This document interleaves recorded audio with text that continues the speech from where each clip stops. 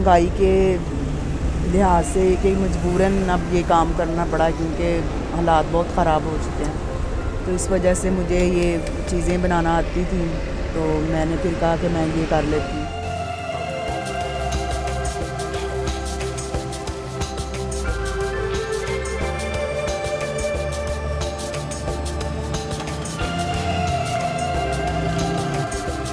बच्चे हैं माशाल्लाह, पढ़ते हैं, वो स्कूल जाते हैं और ये है कि घर वगैरह किराए पे है, तो इसलिए अब तो महंगाई इतनी हो गई है कि घर का जो किचन भी है वो भी बड़ी मुश्किल से चलता है और बच्चों का ख़र्चा वगैरह बड़ा मुश्किल हो गया था।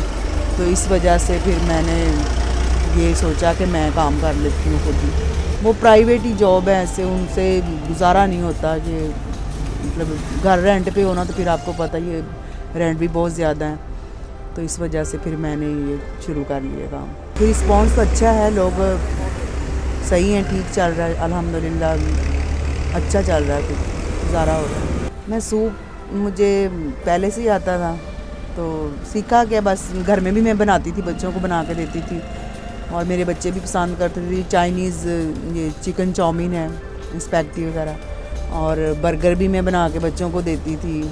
और फ्रोज़न तो मैंने सीखा है, वो सीखा हुआ था, पहले मैं वो करती रही हूँ। जैसे घर में बनाती थी वैसे ही इधर मैं बना के देती हूँ। मेरी एफए है। जो प्राइवेट आपको पता स्कूल हैं उसमें बहुत कम पे देते हैं और मेरा एक्सपीरियंस भी नहीं था उसमें, तो इस वजह से मैंने फिर वो नहीं की, क्योंकि वो फिर घर भी नहीं देख सकता, क्योंकि वो टोटली पूरा दिन ही मैंने देखा है ना कि वो काम लेते हैं और पे वगैरह बहुत ही कम होती है कि ना होने के बराबर। बच्चे आपस में ही मतलब एक दूसरे को देख लेते हैं, जो बड़े हैं वो छोटों को देख लेते हैं।